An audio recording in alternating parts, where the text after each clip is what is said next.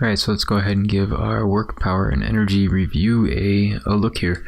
All right, so for the first one here, given our units and given a brief definition for the following. So work, like it says, it is basically the transfer of energy. So when we have a force that is applied to cause an object to move or be displaced, that is from the work formula. Work equals a force times a distance. So force being applied to move an object a distance or to displace an object. So and again, work is the transfer of energy.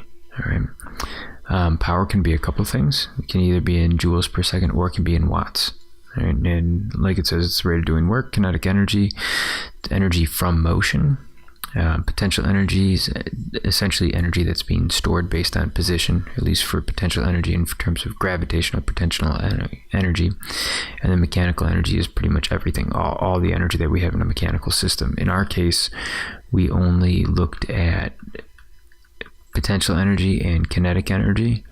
So those two together give us our total mechanical energy. Since all of these are in joules, with the exception of power, since all these are in joules, we can use them interchangeably for the most part, which we'll talk about throughout the rest of the sheet.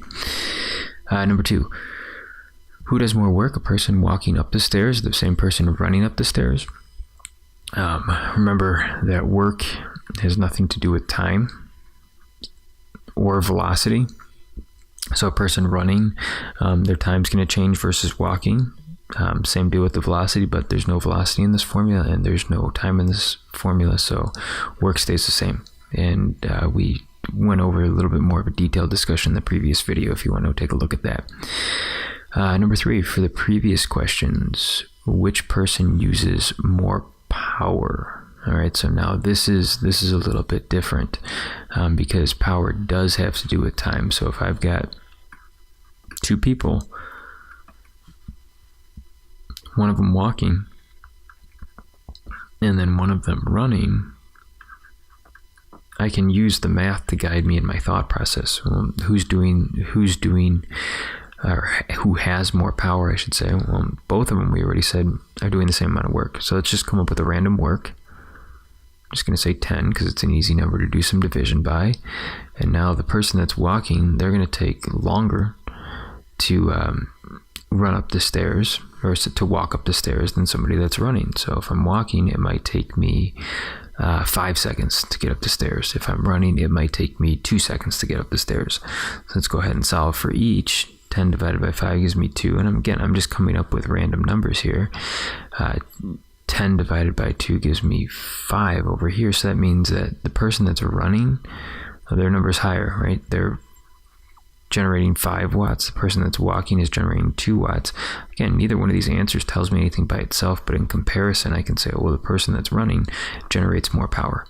The person that's walking generates less power. Number 4, saying something has twice the power means it can do twice the work in the same amount of time, or in the same amount of time it can do the same amount of work, in half the time. So we can look at that from our power formula as well. Since power is work over time, essentially how can I get my power to double? Well, if I want to get my power to double, I either do 2 times W, right? So double my work. Or if I wanted to get my power to double, I could cut my time in half. Either way, I'm going to end up with twice the power. All right, so again, either do twice the amount of work or do the same amount of work in half the time. What must be done to increase an object's potential energy? So potential energy we know is mass times gravity times height. So if I want to increase potential energy, I can increase any one of those 3. Right? Increase my mass is that Is that possible? Sure, it's a little bit harder than increasing my height. Would it be possible to increase my gravity? Yeah, but that would require going to an entirely different planet, so not exactly something that's super easy. Would it be, could I potentially increase my height? Sure, that's a lot easier. Just lift something a little bit higher, right? So it's much easier than changing gravity by going to another planet, or changing mass by actually physically changing my object in some way.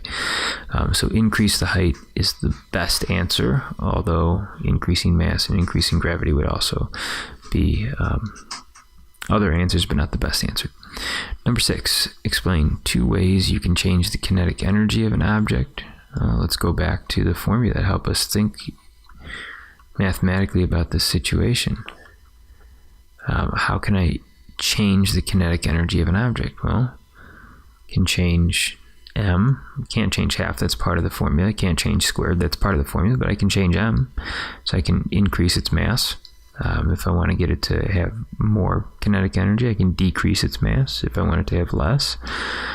Not as easily as what I can do with the velocity though, right? Velocity, it's a little bit easier to change. I either speed up or I slow down. Mass, I actually have to physically change the object. So the best answer in order to change kinetic energy would be to change its velocity in some way or another.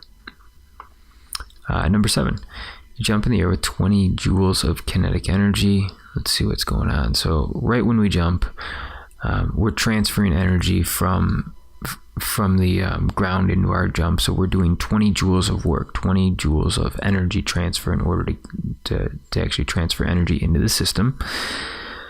At the peak, we're not going to have any kinetic energy because this is one of those arc problems. Right? Where at the bottom, I have a bunch of kinetic energy because this is where I'm actually boosting myself up. I have a lot of kinetic energy on the way back down, but I don't have any kinetic energy at the top because that's where I'm constantly slowing down more and more until I have no velocity, and with no velocity, no kinetic energy, and then I'm speeding back up because gravity's pulling me back down some more and more, so I'm going to have my maximum KE at the bottom, wherever that is, whether or not it's at the beginning or it's at the end of my jump. So at the peak, again, no kinetic energy. Halfway down, so halfway between my peak and the ground, right there, half of my energy is going to be kinetic, half of it's going to be potential. So that's why we have 10 and 10. And then right when we land, we're not going to have any potential energy again. Everything's been converted back into kinetic energy at that point. So it should say like right before we land. When we land, then we no longer have any kinetic energy either. That's been transferred into something else. If we triple an object's height, how does that affect our potential energy? It does triple our potential energy, but we can do one of those little before-after scenarios if you're still a little confused by it. So potential energy we know is mass times gravity times height. It's telling me that I am tripling the object's height. So I want to triple the height. Come up with some random numbers for the other stuff. Right? Potential energy is mass. Let's go with 1 because it's a really easy mass to deal with mathematically. It doesn't say anything about changing my mass. So on my after scenario here, I'm going to keep my mass the same. Gravity, we can go with any number, but let's just round it off. It makes it easy for the math. And then my height, if we triple the object's height, so I can pick any number I want for height, but then just make sure that I do what the problem's telling me to, and it's telling me to triple it. So triple it over here. Mass times gravity times height, 1 times 10 times 1 is going to give me a potential energy of 10. On the other side of things, get mass times gravity times height, 1 times 10 times 3 gives me a potential energy of 30. Now again, kind of like some of the other problems that we've done, those numbers this 10 and this 30 by themselves, they don't mean absolutely anything to me whatsoever, because I've made up these numbers. But I made up these numbers in relation to the problem, so the difference between these values, that will tell me something, because it is in relation to the problem. So it's not that there's a 20 difference, because I could have used different numbers and come out with a different difference.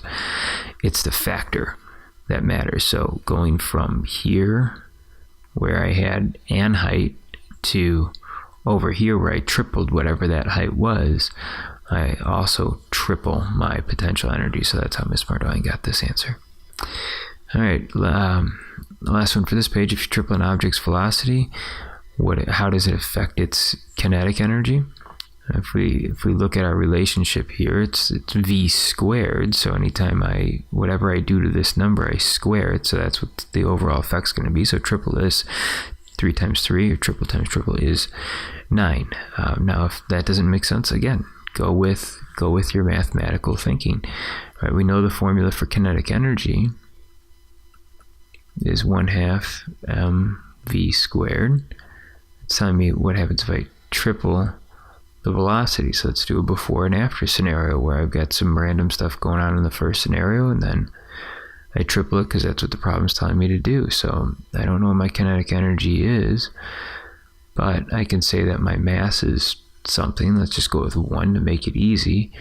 My velocity, let's just go with 1 to make that easy as well. So then I end up with 1/2 times 1, and 1 squared is 1. So 1/2 times 1 times 1 gives me a kinetic energy of 0.5. But now I want to see what happens if we triple the object's velocity. So the 1/2 stays, it's part of the formula. We picked a mass of 1, and it's not telling us to do anything to our mass, so I'm going to stick with 1 here. And it does tell me to triple my velocity. I picked 1 over here, so I have to pick 3 over here. That's why I no longer can just pick random numbers. If I picked 2 here, then I would have to pick 6 here. If I pick 3 here, I would have to pick 9 here. Whatever that triple relationship is. All right, so my kinetic energy on the second formula here, 3 squared is 9, right? 9 times 1 is still 9. Half of that is 4.5. So this 0.5 doesn't tell me anything. This 4.5 doesn't tell me anything by itself. But to get from here to here, what would I have to do? I'd have to go 9 times up. So I have an increase of 9 times going from whenever I triple my velocity. So that's how we get this answer over here.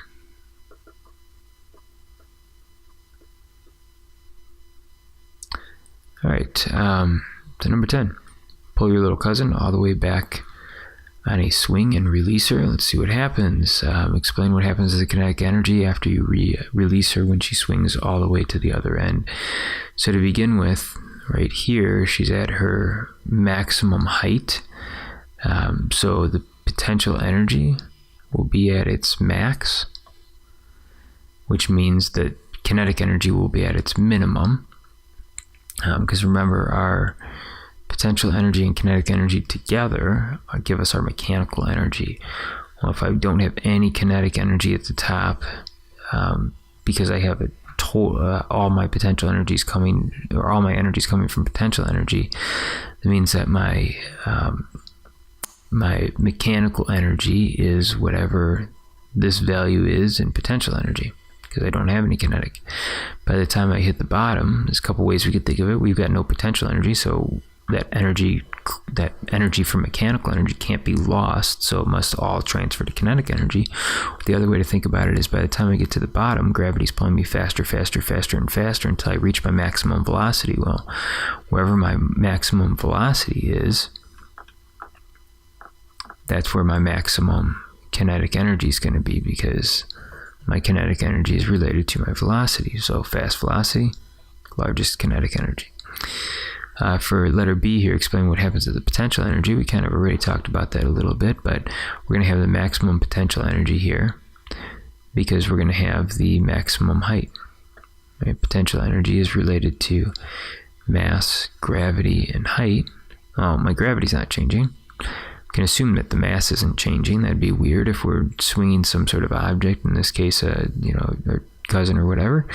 We're swinging a person here. Their mass isn't going to change throughout the swing, but their height is going to change drastically. So wherever the biggest height is, because potential energy is related to height, then that's where my maximum potential energy is. Wherever my lowest height is, that's where I'm going to have my very limited potential energy. In this case, my height's 0 at the bottom, so I have no potential energy, which means it would have all kinetic energy at the bottom, like we just talked about in the previous problem. All right, number 11, an object at rest must have no what? Well, if it's at rest, and the answers are there for you, but if it's at rest, it means it's not moving. Well, not moving equals 0 velocity. 0 is none, right? So I have no velocity. An object at rest will have mass, right? Think of a building. A building definitely has mass. It's at rest, but it's huge. It's got an extremely large mass. It's just that it's not moving, no velocity. An object at rest will have potential energy, right? Because potential energy is essentially energy at rest. What about this kinetic energy? Remember, kinetic energy is energy in motion, but we could also set it up in a formula. Ke, we know, is related to 1/2 mv squared. If I didn't know what Ke was, at least I know that I've got this formula. We can go back to the math and have that help us. Well, if I have no velocity, no v, doesn't matter what my m is, I could make up any number that I want for it. But 0 squared is still 0. 0 times m times any other number times any other variable is going to be 0, times half is going to be 0 still, so I end up with no kinetic energy as well. All right, number 12, if you use 15 newtons to lift an object 2 meters, how much work do you do? This is hopefully fairly straightforward. Work is a force times a distance. We've got our force, we've got our distance. 15 times 2 gives me 30. For part B, if we've got 50 watts of power to lift the object from the previous problem, how long does it take us? We know that power is work over time. We solve for our work, right? That's where we're getting this 30 from here. I'm going to plug in. It does tell me that it doesn't tell me my time. That's what I'm solving for. But I do know that my power is 50, so that's where we end up with this. 50 equals 30 over t. In order to solve for it, there's a couple things I could do. 50 divided by 30 to get t by itself, or think of this as 50 over 1, because that doesn't change anything mathematically. 50 and 50 divided by 1 are the same thing. So then at this point we can cross multiply, divide, and we end up with 0.6 seconds. So how long did it take us to lift the object? It would take us just under a second, 0.6 seconds, maybe a little bit more than half a second. How much potential energy does the object have? Well, if we used or did 30 joules worth of work to lift the object up a certain distance, that means that now that object is going to have 30 joules of potential energy, 30 joules of energy that it could possibly give off, right, when it comes down. For D, after we drop it, how much kinetic energy does it have right before it hits the ground? Well, it's going to end up with 30 joules of kinetic energy right before hitting the ground, because if I've got an object that I'm dropping off a shelf, it's got a maximum potential energy here, minimum kinetic energy, but it's the reverse down here. I'm going to end up with the reverse potential energy of nothing and a kinetic energy of 30 at this point on the ground. All right, the mass of the object we can figure out because we know its potential energy, and potential energy is related to mass, gravity, and height. Well, my potential energy I already know. My mass I don't know. That's the point of the problem. I do know that gravity is 9.8, and I know that a height is 2 meters from the problem. From there, solve it out. 9.8 times 2 gives me 19.6. 30 divided by 19.6 gives me 1.53. So 1.53 kilograms is what my mass is. All right. F, how fast is it going when it hits the ground? Well, we know that by the time this object goes to hit the ground, it's got a maximum, it's at its maximum kinetic energy value. I know the mass from before, it's 1.53. Don't know the velocity, and I do know the kinetic energy value, right?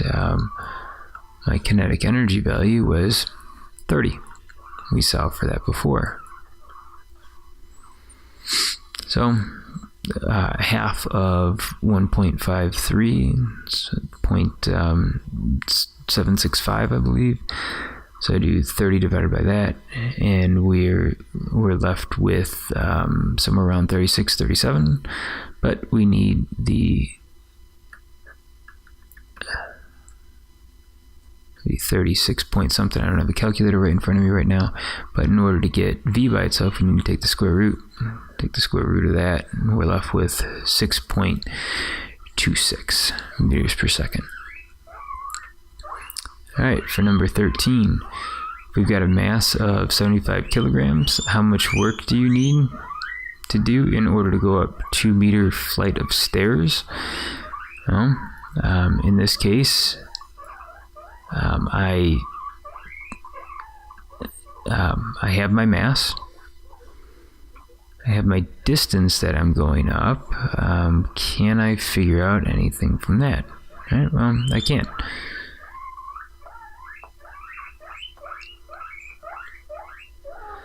All right, I need to figure out my work. Well, my work, I'm not sure. My force, I don't have. So at first it may seem like, well, great, now what do I do at this point? But think back to the forces unit. A force is a mass times an acceleration. So that's where this is coming from. It's a mass. 9.8 is the acceleration from gravity. F equals ma. It gives me a force. So my force is 735 newtons. My distance that I'm falling is, or distance that I'm going up, is 2 meters. 735 times 2 gives me 1470, so 1,470 joules for my work. And the other way that we can think of that is if I know my potential energy, which is mgh, then I know the amount of work that it must have taken me to get that potential energy. Alright, so my mass is 75, gravity is 9.8, height is 2. Look at that, it's same mathematically to what we did with our work formula. The other way we can think of this is by substituting some variables. If I know force is mass times acceleration, that means anywhere where I see an F, I can literally insert an ma. Look at this formula. It now becomes W equals MAD, right? W equals M times A, which is what F is, times D. Well, let's take a look at the potential energy formula. Work is in joules. Potential energy is in joules. Mass and mass are the same thing. What is my acceleration? Oh, well, it's from gravity, so it's the G. What's another term for a distance up? It's a height. So look at that. Those two formulas can be used interchangeably. So if we ended up doing 1,470 joules worth of work to get up there, we must now have 1,470 joules of potential energy.